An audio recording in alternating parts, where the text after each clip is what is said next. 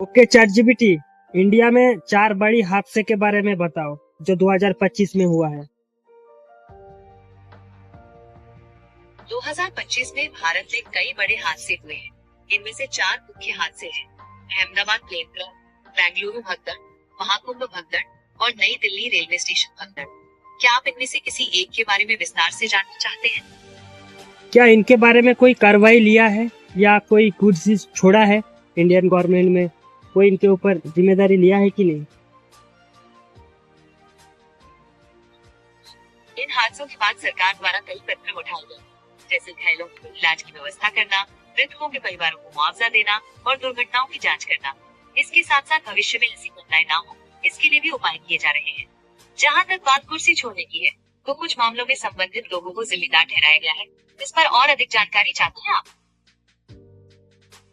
क्या देश बदल रहा है या फिर ऐसे ही हेडलाइन बन के रह रहा है? ये कहना मुश्किल नहीं है कि भारत बदल रहा है। देश के आर्थिक, सामाजिक और राजनीतिक क्षेत्रों में कई बड़े परिवर्तन देखे जा रहे हैं। हालांकि कुछ लोग कुछ सुधारों की प्रगति से संतुष्ट नहीं हो सकते हैं। ये परिवर्तन कितने व्यापक है, इस पर विचार करना महत्वपूर्ण है। इसके बारे में आपकी क्या राय है? आप किस पहलू पर ज्यादा ध्यान केंद्रित करना चाहते हैं? नहीं, मैं बताना चाहता हूँ कि देश हमारा बढ़ रहा है ना, मतलब इनके हादसे के बाद देश तो बदलना चाहिए ना, लेकिन वापस वो हादसा होगा तो कैसे होगा, वही पूछना चाहता हूँ। आप बिल्कुल सही कह रहे हैं।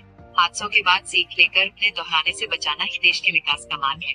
हर हादसे से हमें कुछ सीखना होता है, ताकि भविष्य में वैसी घटनाएं ना हो। सरकार और इसके क्षेत्र में जुड़े हर व्यक्ति को ये सुनिश्चित करना चाहिए कि कड़े नियम बनाए जाएं और उनका पालन सख्ती से किया जाए। क्या आप इस बारे में कुछ और बात करना चाहते हैं?